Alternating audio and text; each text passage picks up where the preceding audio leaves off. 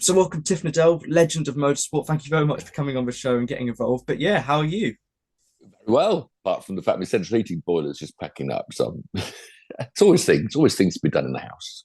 Yeah, absolutely. Well, yeah, it's great that you've come on the show and got involved. The question that I always ask, or start by asking my guests when we do sort of one of these interviews on Zoom is how did you first become interested in motorsports?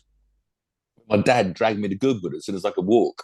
He was the big fan. He'd actually watched motorsport at Brooklands before the Second World War because he lived near Weybridge, so he'd become a huge enthusiast. And then, of course, Brooklands was shut in the war, and Goodwood was the new home for British motorsport, and we were there. Yeah. And would you say sort of at a young age you knew it was something you wanted to get involved in as a career and Well, drive yeah, yourself? as soon as I clambered up the bank and climbed to the fences and watched these noisy, smelly things being wrestled through the corners, it was all I ever wanted to do. But it was always just going to be a dream because Yeah. obviously, man from the wrong side of the railway line, you can't, nobody could afford to go racing.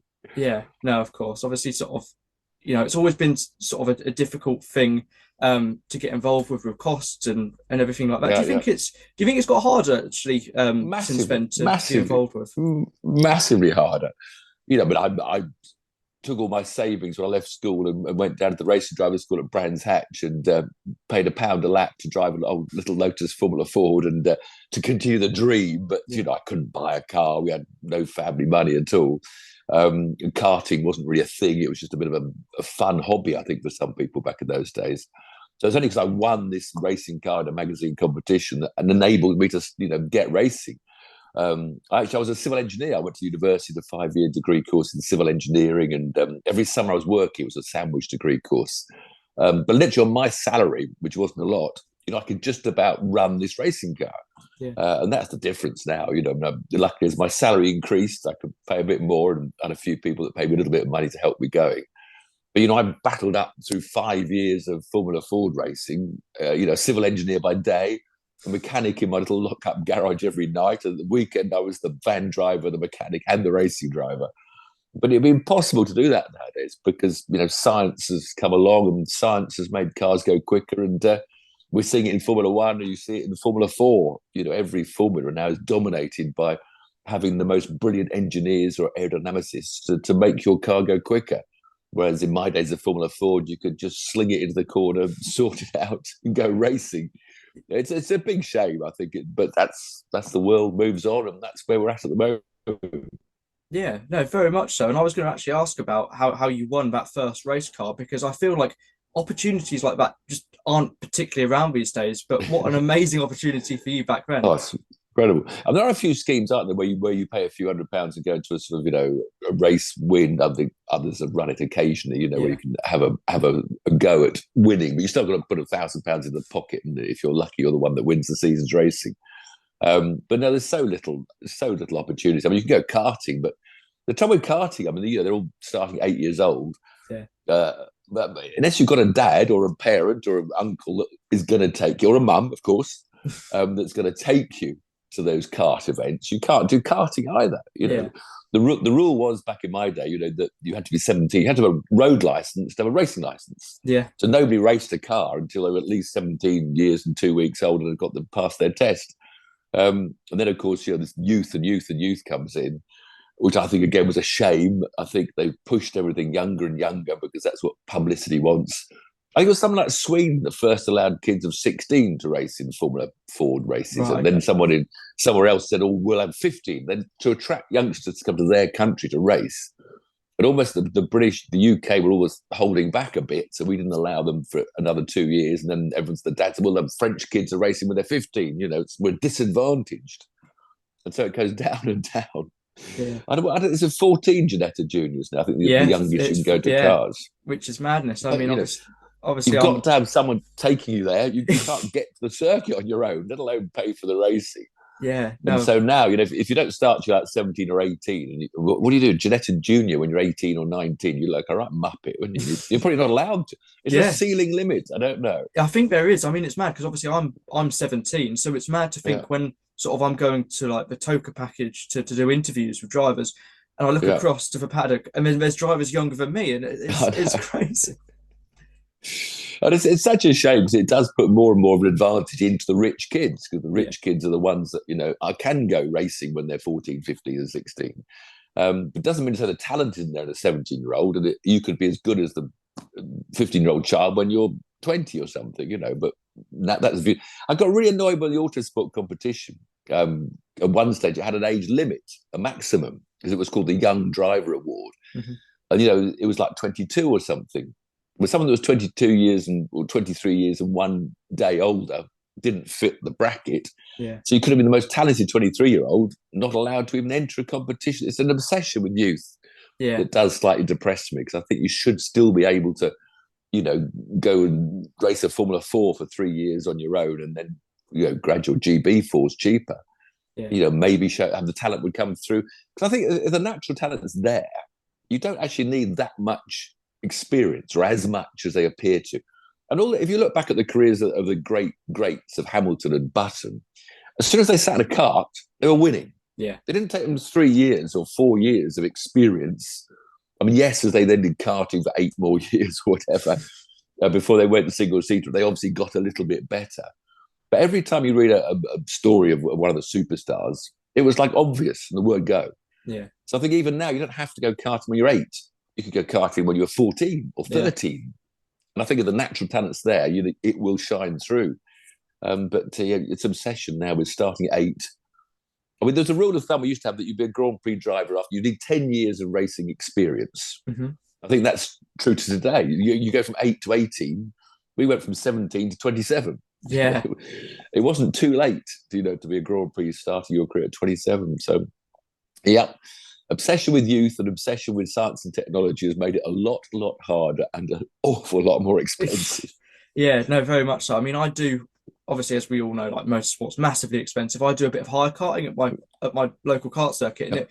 it works. You know what? It works really well for me because I can go out and have fun and race something and have that bit of competitive nature with other drivers Yeah. and like-minded people without Yeah. sort of spending too much. And I think I started that when I was about 14. But like you said, when you compare it to like top level kart racing and you look at some of the setups for these sort of 8-year-olds, and it's amazing. But you've got these massive awnings and Oh four no. carts, in these garages. It's crazy considering that's sort of what is known as the grassroots of motorsport. I'm afraid so, and that's what we're all stuck with. I mean, Formula V is like the Formula Ford. Well, you can get a second-hand Formula V, or go to classic Formula Fords, and you can buy Yeah, one for maybe £8,000, but probably not anymore, £15,000 that you could race with at the weekend. And if you go out and win the classic Formula Ford Championship, you've got a lot of talent. There's a lot of yeah, talented drivers doing that. So it's a question of winning something and then going to your next door neighbour with the garage and saying, can you sponsor me to move up the ladder? And then once you've got the next neighbour with the garage, you have to go to the next door neighbour that runs a bank in the city of London. yeah, yeah. No, definitely. And So I obviously, was just very, very lucky to get through, in the days when you could run the car yourselves and win races. yeah, no, very much so. And I think looking back for me, obviously, unfortunately, I sort of missed those times, but I think those cars of that generation looked like really cool. I loved sort of that whole period of time. What were those cars actually like to drive? Sort of in the lower formulas, just starting out. Well, the old Formula Fords, we were on road tyres, we had the same engines. And the beauty of it was that, anyone could build a chassis. So we had like 20 manufacturers, like, or maybe even 30 manufacturers at one Yeah, stage. And that's what helped me greatly, because I showed a bit of talent in the car that I'd won. And then I got loaned a free car from a manufacturer that wasn't winning races. So you get an opportunity. Engine tuners, there was 3 or 4 or 5 engine tuners. And again, if you showed a bit of talent, you'd get a free engine for a year and a free chassis for a year. I think when I won at the end of the season, when I won the Brands Hatch Championship after my 5th year of Formula Ford, I had a borrowed van, a borrowed engine, a borrowed chassis. All I actually owned, I think, in my life was a great big bank overdraft, the gearbox, and a very rusty trailer that I'd won in the competition. That's all I actually owned, was the trailer and the gearbox. Everything else was borrowed. yeah. Oh, crazy. Yeah, no, honestly, I love those sort of But, cars, but and I that was think what was so good. As I said, manufacturers, would lend you chassis if you yeah, showed a bit of talent, and they wanted to, sometimes it was a rubbish chassis. And you had to, my last year was an awful chassis for half of the year before I managed to get rid of it and borrow another one. But that's the other trouble. You go for these single make formats, you have to have that car. And if you get something slightly bent, you have to repair it. Like I think it was the sort of the back of Formula Fours was something like the or BMWs. I remember there's a little crash box on the back of the gearbox. And if someone behind you nose coned you and slightly dented the crash box, you had to replace it before the next race. It was £1,000 or £500 or £2,000. And I'm told a GB3 nose cone plus wings is £25,000. Really? Yeah. So It wouldn't surprise me. If you go into the barriers and take off I mean, you don't have to have a carbon fiber thing. You can make them out of tin or aluminium, cheaper. But no, you've got to have the most scientific cars, and for obvious reasons, you have to have a halo now, and we all understand that. But again, it's extra expense, and it just goes up and up and up. And I get driven mad by the fact I have to throw my fire extinguisher every 2 years. You've got to let it off and get it refilled. Yeah. Seatbelts are my Formula 4. I think it's 5 years or something. Beautiful seatbelts. I race about twice a year. So they do about 10 races. And then the MSA says, no, you've got to change those seatbelts. Yeah. And they're as good as new. And there's so many little things I think that the amateur is getting put upon them, which is all good. So you can't argue against safety, can you? This is the problem. No, you can't say, but everything's piled on top. Yeah. It's a bit of a nightmare. Yeah. But still, go Formula V racing, go classic Formula Ford racing. There's still plenty of ways you can race a car. And I think if you do win every race by a mile, then you can help you up the ladder. Yeah, no, definitely. Well, speaking of that, obviously you did climb the ladder. Was sort of that time in sort of the earlier stages, was there sort of a particular end goal? Were you focusing, trying to get to Formula One, or was it, at points more of a hobby? Because I think back then it was, you could do it as a hobby if you wanted to. Well, it was. I just sort of took it where it took me. I don't remember any great. Obviously, I dreamed of being a Grand Prix driver, but I had no man. I mean, I always love now, because in the old days, sort of about 30 years ago, they started about being a manager, a driver and a manager. Right. Now you have to have a management team, yeah. not just a manager, plus a psychologist and an analyst and a fitness trainer and a crash helmet designer. And I'm like, let's just go on and on. But no, I just sort of was doing as well as I could. And, I thought, well, I'm doing quite well here. I could go a bit further. But I'm trying to get sponsored for Formula 3. I remember I couldn't find any money. It was a nightmare. And then I got given a Formula 3 drive, a paid Formula 3 drive by Unipart. So I won the Graven Award, which was like the Autosport, what is it, Autosport Mercedes now? Autosport Red Bull. Who runs the Autosport Awards? Anyway, yeah. I won the equivalent back in 1976. And then I got a paid drive with the Unipart Formula 3 team, and then a scholarship to do British Formula 1. So everything sort of happened a bit by chance. There was no real plan. Then I found myself on the grid at the Belgian Grand Prix, sitting alongside Emerson Fittipaldi in an Ensign. Yeah. But unfortunately, I was only really a substitute driver until the engine driver got better. So it was a very short Grand Prix career, but it made such a difference. And I'd climbed to the top of Mount Everest without any money. And actually been a Grand Prix driver. So, and then, of course, Group C racing came. I got lucky then because the sports car series took off big time in the early 80s with Group C, and Aston Martin Nimrod and paid drives began, and then started racing in Japan, where they wanted a few European stars to put up against their local heroes. So everything just sort of, and then of course I got on telly by accident. Again, because I was sort of hunting around for drives all the time, and Murray Walker was doing some commentary. They got me into the commentary box for Formula 2 race, or Formula 3, I think it was. Because that was the early days of expert analysts. Even they were a new thing back then. I was one of the earliest expert analysts. So I'd done some commentary sitting alongside Murray, which was magnificent. The nicest man I've ever met in the world. Absolutely just a treasure. And then when Chris Goffey broke an ankle about to drive a racing car on Top Gear, who couldn't drive. So they knew my name, they knew my voice, they knew where to find me. So I got pulled in for that one item.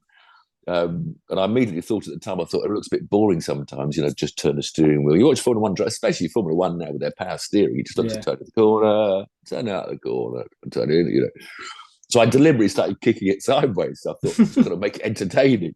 And that's been my trademark ever since, So the producers of Top Gear couldn't believe that I could be sideways, almost having an accident and still talking at the same time. So So then Top Gear, the TV career took off. Yeah, no, it's funny actually. You mentioned sort of the smoothness of driving, sort of like the Formula 1 cars today. But like when you drove them, what were they like to drive? Did you sort of notice a particular jump up from what you'd driven before? What were they like to drive? Well, it was the dreaded ground effect. That's ruined to me driving, especially if someone that liked a bit of oversteer, whereas now you have to have understeer. Yeah. And as soon as ground effects came, and the world changed massively, and all of a sudden, instead of having a bit of a slip angle being the limit of the car, you now have this sort of huge amount of downforce, and you set it up to have a little bit of understeer. Otherwise, you don't want oversteer at all because it'll destroy tires. And Mm-hmm. ground effects doesn't that. And also, radial tires came in just at the end of the 70s, about the same time. Again, the radial tires don't allow a slip angle as big as a cross ply. The old cross plies, you can get big sideways. But the radial is all about either accelerating and braking or cornering. It doesn't particularly like Yeah. I'm doing both at the same time. Although they have put more cross ply into the tires nowadays, so you can turn in a bit on the lock on the brakes. So yeah, things change a lot with the ground effect. But there was such grip and so much G-force. That was the thing. Once you start getting the ground effect, you were hanging on for dear life. No power steering. I mean, so physical, so physical those days. I mean, what's Mansell and Senna, on the podium, shattered, pouring with sweat, because you had to flick the little lever, dance up and down on 3 pedals, and no power steering. And there's a sort of an argument, because I would say, it should be tough, to be at the top of the league. But then it sort of excludes, not such strong people. Even some don't say women aren't strong, but apparently some of the problem with the women coming trying to do Formula 3, there's no power steering. So Jamie Chadwick's out, doing India next now, and very bravely, tried to move up. Yeah. So there's sort of a feeling maybe you had to put power steering on all the cars. But I'm sort of thinking the other way, that it should be difficult, it should be tough. Yeah. Whereas nowadays, the old Finnish Grand Prix, they're just jumping out, with a sweat on that one hair and, looking at other people. There's no tiredness at all. There's no look to see, God, they're really amazing, how tough they've driven through that. And I sort of like it to be a bit tougher. I sort of feel that you should look a bit exhausted at the end of a Grand Prix. But not even. I was looking at the hypercars around Daytona 24-hour race going around the banking. Yeah. And they go around the banking, they take one hand off the wheel. And I think, look, when I did about 6 Daytona 24-hour races. Yeah. And I remember just, at the end of a second stint, your muscles had gone and just holding the lock all the way around that banking at 200 miles an hour. On some occasions, I actually wedged my elbow into the side of the monocoque to lock my right arm just to keep the lock on. Yeah. And then you come to there was a bump in turn 4, the tunnel turn, and you sort of know it was coming because you knew it was going to kick the steering wheel. It was so physical. And nowadays they're doing like 3 stints at Le Mans, 4 stints at Le Mans. They do like 3 hours. Yeah.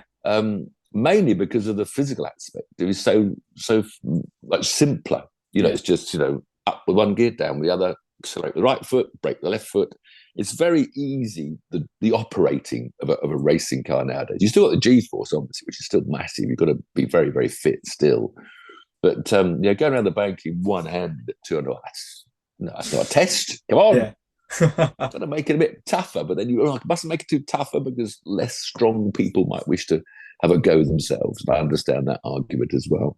Yeah. Yeah. I mean, the thing about power steering is you watch Indy cars, and they're still kicking all the time, isn't it? Yeah. And they're not doing corrective lock. That is simply because there's no power steering, so nothing's dampening, what the front wheels are doing.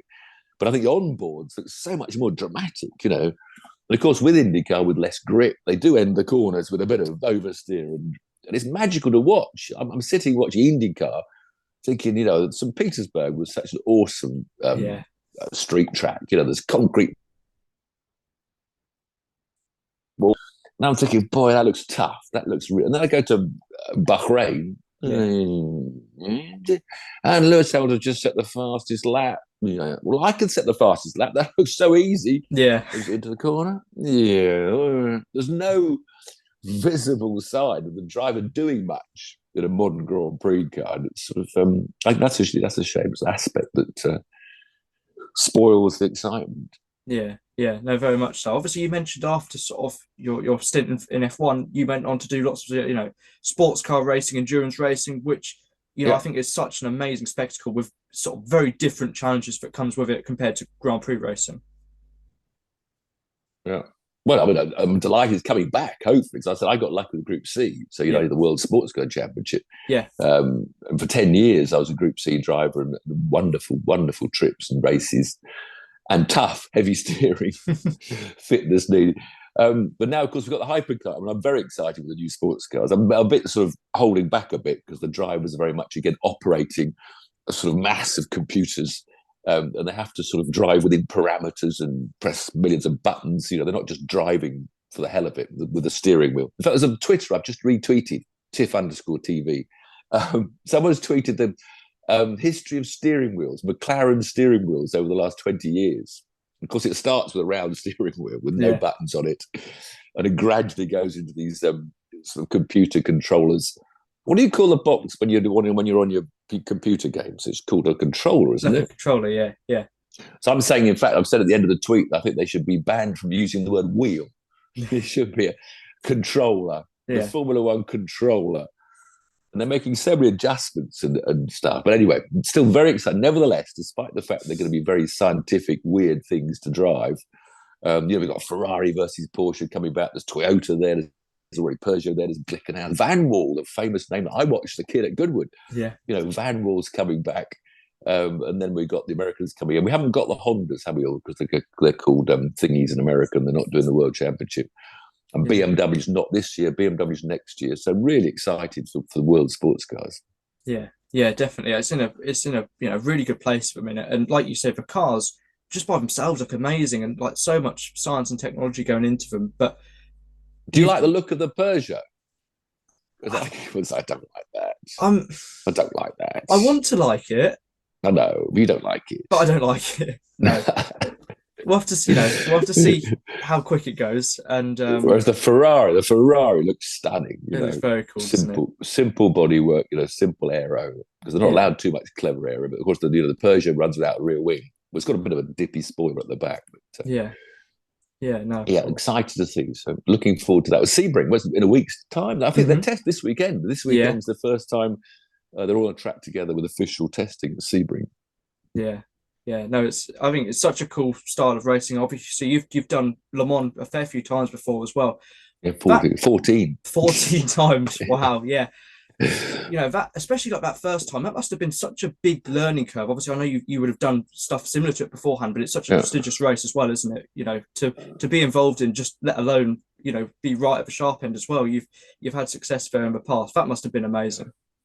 Well, it was, because again, it grows up with me being the kid on the terrace that managed to get on the track. I'm the dreaming kid that actually made it there. And so I'm going to tracks that, I read all my heroes raced up. So I go to somewhere where my heroes have raced. It means so much more to me that, this is the same pit complex before they pulled it down in 1990, whatever they did. The wonderful Le Mans pit complex where my heroes were on the same pit counter jumping into cars. Yeah. And I think, again, that sort of love of history's gone. So none of the modern drivers probably ever went and watched a motor race in their lives. Yeah. They probably went karting when they were 8 years old, watched Formula One on the telly, maybe went to their home Grand Prix. They never queued up at 6 o'clock in the morning to get the best bit on the fence at Clearways Corner for the BOAC 500 like I did, Yeah. So it's having that heritage of going racing where my heroes race, which is why when I look at some of these circuits now, especially ones in the Middle East, there's no spectators there. There's no fans there. There's the grandstand. I mean, Abu Dhabi gets quite a good grandstands full because that's sort of Dubai's sort of centre. But you look at that Qatar, it's one great big, huge, long straight with grandstands. Yeah. Then they just disappear off and go through about 300 corners with nobody watching. Yeah. And then they reappear and go down the main straight. Yeah. I mean, that's not spectating, is it? That's, So, even, Bahrain, which I raced at Bahrain, a celebrity race with Status Quo bloke thing. What's his name? The father of Junior that races Rick Parfitt. Yes, it was Rick Parfitt. He was my partner at the Holdens. Really? And it's a pretty awful circuit when you race around it in a normal car. It's got curbs. You all bounce over the curves. Watching the Formula 2 and Formula 3 race, I mean, the top of the telly screen was track limits investigated, investigated, start procedure investigated, and of course the kids are all go four wheels off. Oh, you pushed me off. He pushed me off. No, you were gaining an advantage. I mean, there's that horrible little left-hand hairpin, the tightest, that ridiculous, where they arrive on a kink. So you're braking through a curve almost, and it's a stupidly tight corner. And so if you get blocked, they were all going down the right outside. Then, of course, going straight off on the exit because he pushed me off. Yeah. But gaining an advantage, it needs something in those runoff areas that slows the cars without damaging them. Hmm. That's what you really need. So if you go four wheels off, you'll go through something sludge or gravel traps, of course, but the gravel gets dragged back onto the circuit. And of course, nowadays, when you stuck in the gravel, it's got to be a pace car and red flag, and you can't allow any marshals out at all. Well, in Monaco, they haven't banned that. Monaco, they've got these amazing marshals where, as soon as someone's off, they're in the track, on the track, getting the car out. And yet, other safety, if I say anything like this on Twitter, I'll get, so you just want marshals killed, do you, Tiff? Yeah. Well, no, but there's a happy medium, when the whole track and field's gone through the first corner, there's no more racing cars coming for 2 minutes. Yeah. And we used to have a marshal with a whistle, cars would come and get off the track. But at least it was a simple problem. Marshals went out, picked up the bit of chunk of bodywork or whatever, and we got on with the race. But now, for safety reasons, they don't narrow them out. Mm-hmm. So there's the driver element as well. That when these awful accidents happen, that we tend to forget that the racing driver's out there and he's told to slow down. I mean, the yellow flag means be prepared to stop. Mm-hmm. But the driver doesn't. The problem is the drivers don't obey the flags. Which is why they've had to get more and stricter and stricter and stricter. So that's a shame. Yeah. And when they have those Grand Prix cars, when the driver actually pulls off and parks right in front of a gap, and all they've got to do is walk out and drag it back in about 10 seconds. But again, safety cars have to come out, which I know you can't say it, but it does break the racing up. So those Formula 3 races, you get a 3-lap race, followed by 4 laps of safety car, by 3 laps of racing, followed by 4 laps of safety car, then 3 laps of racing, forever bunching up the field. Yeah, no, definitely. It's obviously, there's fors and against for sort of every track. Have you got a favourite track that you've driven on? Is there a particular one that stands out to you for, obviously there's a lot of things that come into play. Le Mans, because it's long and varied, you've got every sort of corner, and it's historic. Suzuka, because it's a brilliant, I raced a lot in Suzuka. If I raced Formula 2 in Suzuka, when they didn't have the chicane before the pits, so we'd come out of 130R and then go full throttle through a right-hand kink over the crest and down past the pits, where we could overtake. Yeah. If you'd got through 130R 1 mile an hour faster, you'd then be creeping up, and would overtake naturally without any DRS. But it was a big crash there one year. And so, God, put a chicane in. Everybody's a chicane crash. Yeah. And with so many circuits, it was a circuit design I would love to have a go at. Just take out half the corners on most. Natural overtakes happen when you have any type of corner followed by reasonably long straights. Because if you can exit that corner 2 miles an hour faster, as long as you've got a reasonably long straight, you'll finish the overtake. But now, of course, the next corner is only about 20 yards away, so you can't finish the overtakes. Yeah. So, it drives me mad. Circuit design. I mean, Imola, for example. Just so. Obviously, the chicanes, massive chicanes after Ayrton's terrible, tragic death. But again, there's like 2 chicanes on the way down to the hairpin, or maybe even 3. There's 3 chicanes, aren't there? Maybe only 2. 2. I think there's 2. Yeah. If they took the second one out before the tight left-hand hairpin, you get some overtaking there. Yeah. But now it's chicane, and too many corners. Too many corners. Yeah, very much so. Well, it's been brilliant interviewing you. I won't keep you for too much longer. There's sort of about 9 minutes left on the meeting. I've got to sort out my heating. But you've obviously driven such a variety of cars. You've done obviously F1 sports cars. You've spent time in British touring cars. Is there any particular favourite you've had? Because obviously, like I said, you had such a variety in your career. Well, it was my favourite car was a March 782 BMW. Okay. Just before ground effect, Formula 2 race at Hockenheim, when I was at the fastest lap and I was chasing. It was a one-off drive, so I was straight in the deep end up against, and the engine blew when I was running third and catching second. But just for driver enjoyment, and that was the old Hockenheim. It had this incredible fast curve, the Os curve up the top of the long straights. It was just flat out, almost just dipping the one gear down of really exciting fast corners. But then ground effect came in and made, as I said, things hard. But Daytona 24-hour race, such a difference. It was wonderful to go there in January to such a completely different type of circuit to Le Mans and race around those big high banks. that was a wonderful circuit. So, you got a Campbell Park with the Formula Fords. Yeah. I mean, just brilliant, but you can't overtake there anymore because everyone just blocks, Yeah, of course. overtaking. Come hard Thruxton, of course, where I do my passenger rides. You too can come. You can come have a passenger ride for free with me down at Thruxton. I'll give you 3 laps. And that's a wonderful, fast, flowing circuit. Yeah. And you can overtake at about sort of 3 or 4 places because there's a reasonable build up to the next corner. Yeah. And it's only got sort of 5 corners. Goodwood's the same. I adore racing around Goodwood. And it's only got about 5 or 6 corners, very different in each style, and then a reasonable straight where you might be able to overtake. Yeah. But S. Benson chicane, they just drive me mad. Brands Hatch Grand Prix circuit, brilliant, wonderful to drive around there.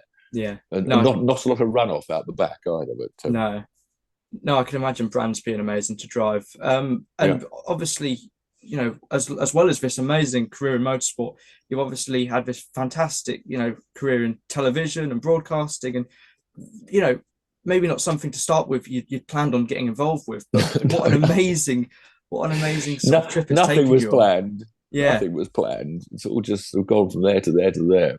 So now I'm on Love Golf. 15 years on Top Gear, 15 years on Fifth Gear, and now Love. We've just finished making our second TV series, which is why we haven't done any YouTubing, which is a shame. Right. Okay. So we're going to get back to YouTubing hopefully soon. And of course, our little podcasts, Monday nights, Love Cars on the Grid, where we talk about last weekend's racing, myself and Paul, who runs Love Cars. So still involved, still criticising things, still complaining, still being told I'm an old dinosaur. What do I know, you old dinosaur? Yeah. But not allowed to use your experience anymore. You have to be young. Everything's have to be brilliant now, doesn't it? Everything's brilliant. You can't criticise anything. Listen to radio stations, wonderful, they're brilliant, the most fantastic. In fact, I just watched the Extreme E on the computer. And, what's this new girl's there on it? Some new woman. And she used the word phenomenal like 6 times within about 3 minutes. Because everything, I was in the radio in the morning. Everything's brilliant and wonderful. Every guest. But where do we go now? Do you become brilliant, and phenomenally phenomenal? And they're running out of words. Everything's wonderful, exciting. And that's where Formula One's go. Formula One, the racing is almost secondary to the people buying tickets. Yeah. Because now it's become an event. You go to an event, and it's Monaco, you go to the event, you pay £3,000, £4,000, £500 a head, £5,000 a head. You hardly see any racing. There isn't actually any racing because it's a procession through the streets. But then you come home on a Monday, I went to Monaco, what a weekend, what such a brilliant, it's fantastic. The racing was almost, Miami's now an event. Las Vegas, of course, the biggest event. So you don't go to watch the racing as much as go to a venue. And of course, you have to have the after show party, don't you? The biggest bands, and it's just that's what, the actual racing is almost, as I say, secondary. You have to make some noise as well. DJs turn up. I was on the grid at the Belgian Grand Prix last year. We got the boom bloke booming it all up. Up until about 3 minutes before the race. There's no sort of commentator saying, and 20th on the grid, having had a bad qualifying session, was Peter Gasly, who we hope will move up the field. There's no information about the drivers. It's this bloke saying, I want to hear some noise. I'm saying, now, the only noise I want is a clear-cut V12 going past me, normally aspirated. We haven't got any of those either. Maybe, and it's just hype. Yeah, that's your generation, boy. You've grown into it. That's what you're going to get. I'm afraid that's what I've got now. The rest of the time, but I just want to say thank you so much for coming on the show for a chat. It's been really good to interview you and look back on what has been a fantastic career, and it's great to still have you on our screens and it's still going. Members meeting Goodwood, Seaman Cortina in the Jim Clark Trophy. My greatest hero, Jim Clark. Goodwood members meeting. That's going to be amazing. Well, we'll definitely keep your eyes out for that. And thank you very much. My pleasure. Cheers.